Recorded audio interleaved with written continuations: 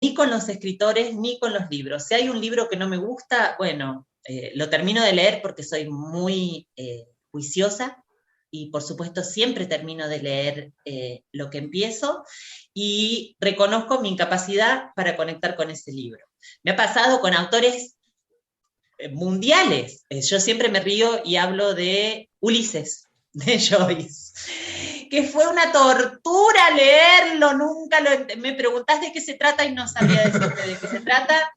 Me preguntás, por ejemplo, sobre la invitada de Simone de Beauvoir o El segundo sexo o esos libros y tampoco me pasó nada al respecto y no por eso yo salgo a matar a Simone de Beauvoir y a decir que es una pésima escritora y que el canon femenino está deteriorado porque Simone de Beauvoir no pudo escribir más que a partir de tal cosa y tal.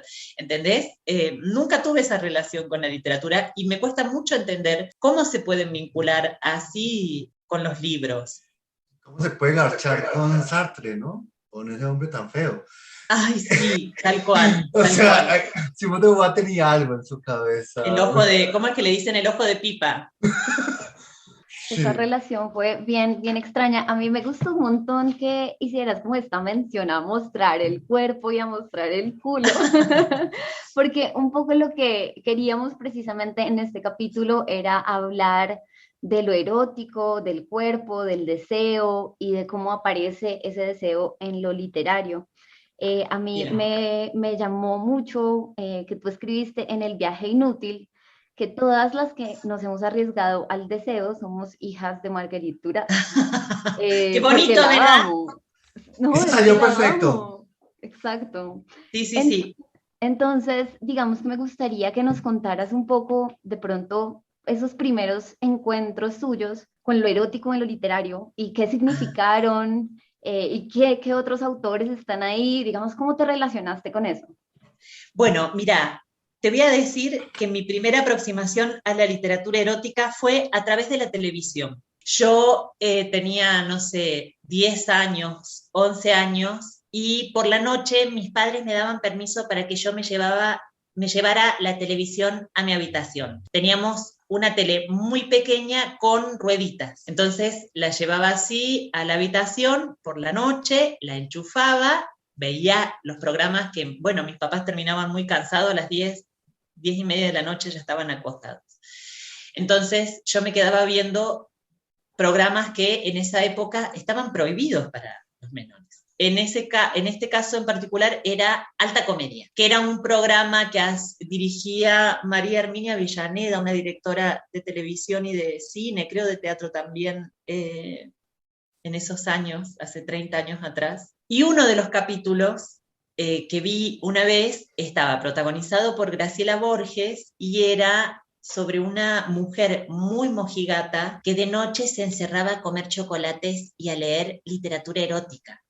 Y ella leía en voz alta los poemas que estaba en ese momento leyendo y me pareció alucinante. Y yo tenía 10, 11 años, entonces fue realmente una, bueno, revelación acerca de la literatura erótica. Después, bueno, las lecturas que les daban a los niños y a las que yo tenía acceso rara vez tenían escenas, pero recuerdo estar leyendo Cien años de soledad, yo creo que a mis 12, 13 años, y acordarme de el personaje de José Arcadio que vuelve todo tatuado y después de recorrer el mundo y que se rifa entre los parroquianos de un bar y después termina acostándose con su hermana adoptiva, toda esa escena de la hamaca en que él la llama y el peligro que había alrededor de que fueran descubiertos, después los manoseos de Amaranta con el sobrino, y algo se me despertó otra vez.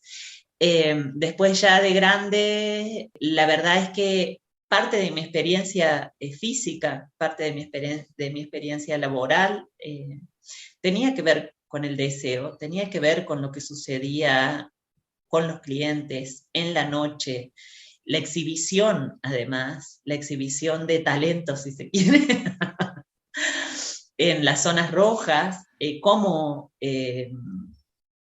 llamar a los clientes, cómo seducirlos. Entonces, fue un tema que yo tuve siempre a mi alrededor y que fue muy importante. Después, en algún momento leí una obra de teatro que se llama De noche, justo antes de los bosques, un monólogo de Bernard Marie Coltés, que es uno de mis autores favoritos y que además tiene una obra donde reflexiona sobre el deseo, que se llama En la soledad de los campos de algodón,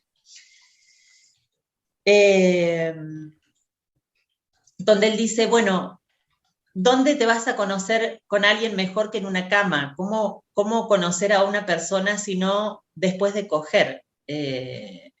Cuando esa persona se queda quieta o hace un número o se duerme en tus brazos o se da vuelta y te ignora. Y empezó a soltárseme la mano para ver cómo yo escribía esas experiencias. Bueno, lo que sucede también es que me ha tocado escribir libros en los que el erotismo, salvo en La novia de Sandro, en la reedición de La novia de Sandro, que fue, que tuvo un par de intervenciones mías, desde la primera edición hasta la que salió en el 2020. Las malas, por ejemplo, era un libro que no admitía mucho de ese relato, ¿verdad? De mi vinculación con el erotismo. Sí, hablar sobre el deseo ajeno, sobre lo que provocaba que nos desearan los clientes, cómo nosotras resolvíamos eso, pero nunca desde la experiencia carnal. Y luego, antes de escribir Las malas, es decir, habrá sido el año 2017, en el año 2017, un gran amigo mío, Jorge Marcetti, que es un locutor que tiene un programa de radio en el que él lee, hace 30 años también, lee al aire todas las medianoches acá en Argentina, en Radio Nacional, me sugirió que lea Sharon Olds. Y cuando leí a Sharon Olds, eso hizo... me explotó la cabeza. Después leí además que sus colegas, escritores, poetas estadounidenses, la condenaban por su exceso de erotismo en los poemas. Y dije, ay, quiero que me condenen por exceso de erotismo. Es cierto, también es cierto que hay unas relaciones que uno empieza a hacer entre lo que ha leído, visto y cuando te lee a ti, ¿no? Por ejemplo, en el arranque de Las malas hay como una escena centrífuga alrededor de esta plaza, donde están todas ellas, y uno piensa también en esa escena almodóvariana de Todo sobre mi madre, donde los carros rodean Claro. el lugar de prostitución y está esta canción maravillosa, creo que es africana, y entonces empieza como todo esto que Cara me recordaba ayer de las sacerdotisas del placer, ¿no? Como ese gesto que tú dices como de exhibición y de habilidades, pero que tiene que ver justamente como con poner el cuerpo, en palabras de Lemebel, el poner el culo, pero que también tiene mucho que ver con lo afectivo.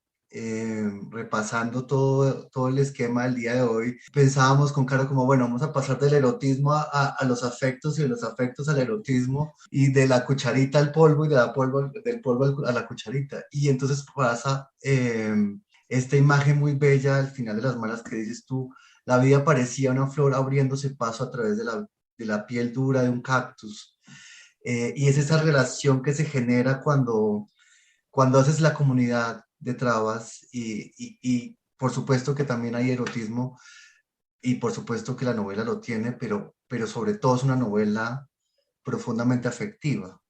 Sí, afectiva, pero además que apela al afecto de los lectores y lo logra muy bien porque por lo general de los lectores, yo digo, ay, serían los lectores honestos los que se relacionan con los libros para pasar sus horas, para entretenerse, para ocupar su mente, para imaginar cosas.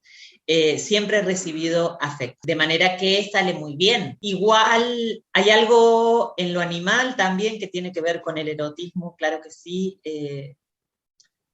Todas esas mujeres que se convierten en otras cosas, y también hay una especie de anulación de lo erótico cuando aparece el amor. Por ejemplo, en La tía Encarna, con su novio sin cabeza. Fíjate que casi no se relata cómo cogían, por ejemplo. Qué cosas podía hacer un hombre sin cabeza con su cuerpo, ni qué cosas podía hacer la tía Encarna con el suyo.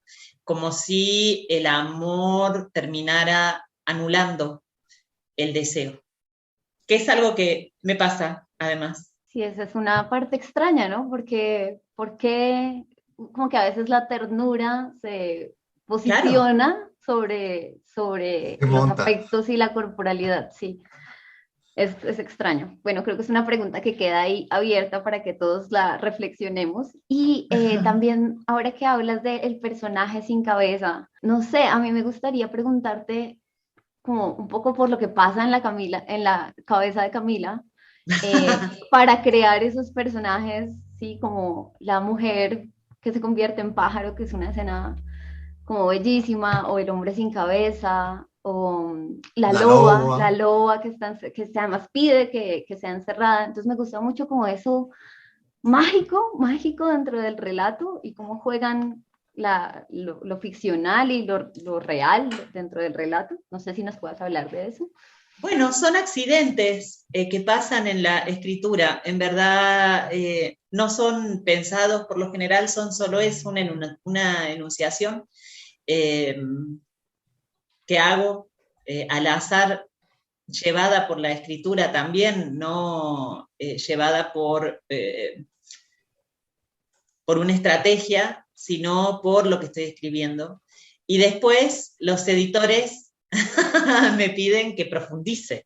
Para mí basta con esa enunciación, es decir, sobre todo con El hombre sin cabeza, con el relato de la transformación de María y con el relato de la transformación de la lobizona, yo estaba más convencida de cómo contar esa historia, pero con los hombres sin cabeza en particular, para mí eran una enunciación, algo que tenía que quedar solo en ese privilegio de la palabra, es decir, bueno, salía con un hombre sin cabeza, ¿cómo? ¿Quién? Eh, eh, pero era una tarea para los lectores, no creía que fuera una tarea para mí. Inteligentemente, el editor me dijo, no, vos tenés que profundizar, tenés que poder hablar sobre esto un poco más. Entonces yo me vi obligada a inventarle una historia a ese hombre sin cabeza. Pero en un principio podría hablar de economía, podría hablar de mezquindad también, es decir, como una mezquindad de la autora, algo que les muestro así y se los arrebato. No pudo ser. Pero Quizás, eso es muy lindo, como quedar, porque uno no se lo pregunta, es como, ah, bueno, normal, el hombre sin cabeza, y Claro. seguimos con la historia.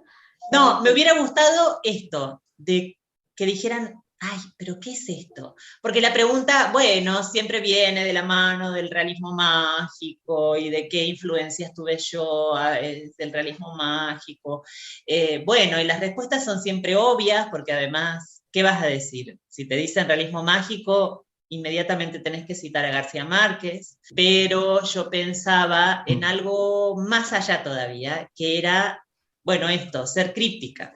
De todas maneras, bueno, yo lo he dicho en otras entrevistas, Las Malas era mucho más críptica, dejaba más zonas en tinieblas de las que terminó teniendo. Fíjate que ahora es una historia que está casi toda puesta frente a los ojos, incluso en sus miserias, incluso en sus redundancias. El otro día Beatriz Arlo acá dijo algo así como, bueno, es de una insistencia barroca. Entonces digo, claro, incluso en sus insistencias es una novela que se abre por completo a los lectores. En cambio, en Soy una tonta por quererte, esas cosas suceden de mi lado.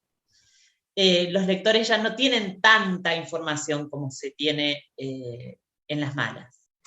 En la librería me pasa que cuando me preguntan como, bueno, ¿y qué tal está el último de Camila Sosa? Entonces me pregunta, yo les devuelvo la pregunta,